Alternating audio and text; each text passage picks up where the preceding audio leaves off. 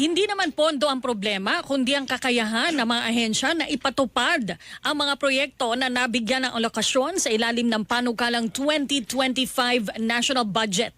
Yan ang sinabi ng ekonomistang si Professor Emmanuel Leyco, kaugnay sa pondo ng DPWH na lumobo sa 1.1 trillion pesos mula sa 825 billion pesos.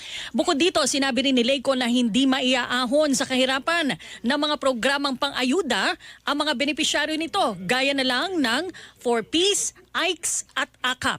Tama lang ang tawag nila doon, pantawid. Pantawid ho yan sa pang-araw-araw. Ang tingin ko nga po dyan, yung mga programa ng DSWD ay feeding program. Kasi po, napakarami ang gutom ng mga mamamayan na kung hindi mabibigyan ng ayuda, ay talagang gutom ang kanilang daranasin. Pero hindi po ito developmental.